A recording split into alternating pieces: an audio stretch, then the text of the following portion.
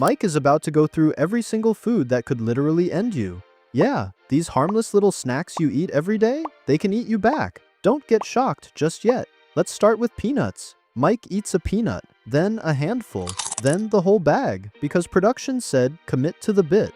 Nothing happens, Mike's not allergic, so this is just a Tuesday for him. Somewhere, Howard Wolowitz is watching this and sweating, because on Big Bang Theory, his peanut allergy wasn't just a fun fact, it was practically a plot device other people weaponized whenever it was convenient. For most of us, peanuts are harmless.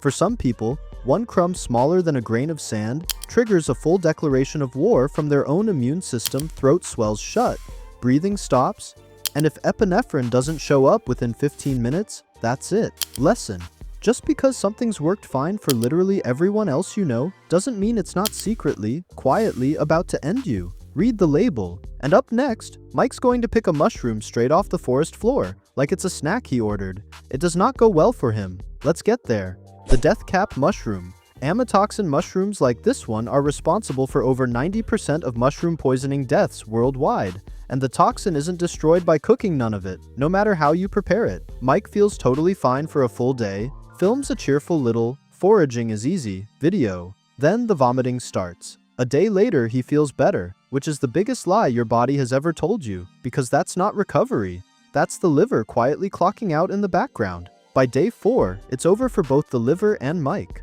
Lesson: never eat a mushroom you found on the ground with no ID. Best case, nothing happens. Worst case, you're having a very sudden, very permanent conversation with either Jesus or Satan, whichever one you personally bet on. Somewhere up next, Mike is going to drink raw milk straight from the source, and it does not end well. We'll get there in a minute, but first, one more snack aisle regular that's secretly a problem: raw milk. Skipping pasteurization skips the one job milk processing actually has: killing the bacteria. Mike chugs a glass like it's nothing. Unpasteurized dairy has been linked to way more outbreak-related illness than pasteurized milk, largely because that one missing step is doing all the safety work. This particular batch had listeria, which has close to a 20% case fatality rate because it can cross straight into the brain. Mike survives, technically, if a hospital drip and several days of deep regret count as surviving. Lesson: raw and natural get marketed like they're automatically better, when really they just mean somebody skipped a step. Now we're leaving the snack aisle and entering poison lab territory. Fugu, the pufferfish, and Mike hands dinner over to a guy who definitely knows what he's doing, but is not in fact a licensed fugu chef. One pufferfish carries enough tetrodotoxin to take out 30 adults. There's no antidote, and the poison shuts off every nerve in the body one by one.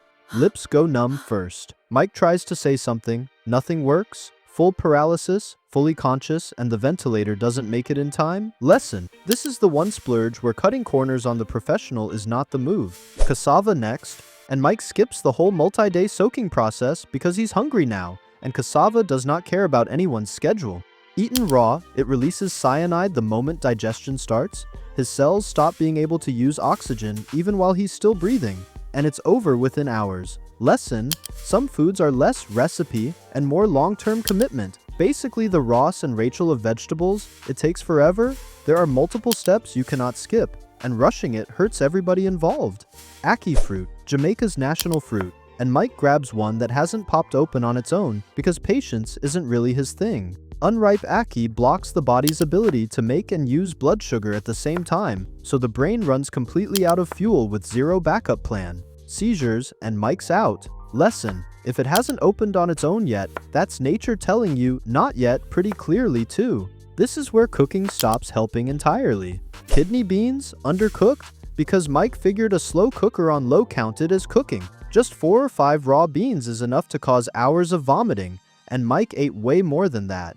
Here's the twist: that slow cooker didn't fix the problem. It can actually make the toxin up to 5 times stronger, because that heat feels like cooking, without ever getting hot enough to matter. Mike survives, mostly by becoming best friends with a toilet for the rest of the day. Lesson: beans need a real, aggressive, rolling boil. No shortcuts, no gentle simmer.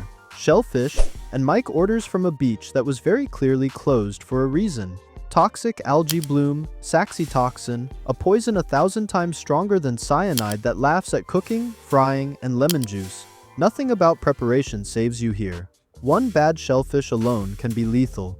Same shutdown as the pufferfish. Full paralysis, fully conscious. Mike doesn't make it home. Lesson: beach closed is not a suggestion, it's a warning label wearing a hat.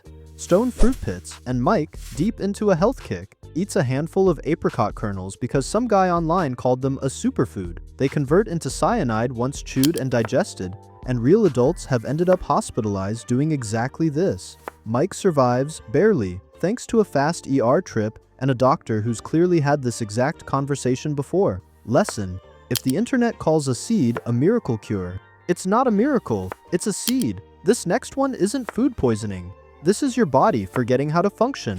Liver round, and Mike, doing his best Arctic explorer cosplay, eats polar bear liver. A small portion holds hundreds of times the safe daily dose of vitamin A. Within hours, a brutal headache, and his skin starts peeling off in actual sheets, exactly the way it did to real explorers centuries ago. Mike doesn't make it back to camp. Lesson: vitamins are supposed to help you, not turn you into a snake mid-shed. Nutmeg. Mike eats a couple of tablespoons straight, on purpose, like an absolute legend. Racing heart. Then hallucinations he later describes as some of the worst experiences of his entire life. For 2 full days straight, he survives this one, fully conscious for every miserable minute. Lesson: nutmeg is a spice, not a shortcut. Rhubarb leaves, not the stalk. The leaves, and Mike follows genuinely terrible World War I era advice and eats them anyway. Oxalic acid forms sharp crystals inside his kidneys and shuts them down within a day or two, exactly like it did to real people back then, before that advice got pulled. Mike doesn't make it. Lesson: stalk good, leaf no. That's the whole lesson. No plot twist here. Now it gets serious. Fesik, an Egyptian fermented fish dish, and Mike gets a bad home fermented batch during festival season, which happens somewhere almost every single year.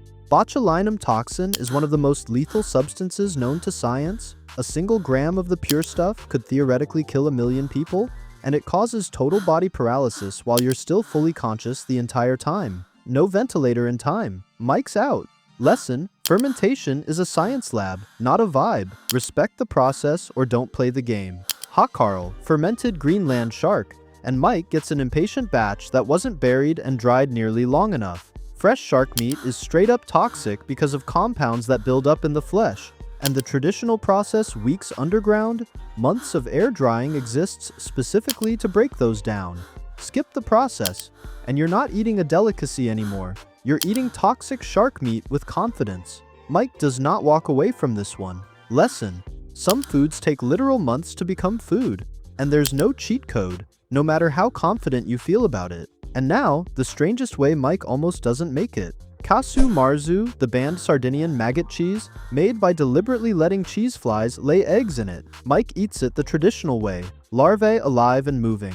The nightmare version is that those larvae survive long enough to cause real intestinal problems, and Mike ends up in the hospital with the kind of stomach situation nobody wants to explain twice. Somehow, after everything, this is the one he survives. Lesson: it's been illegal across the entire European Union since 2002.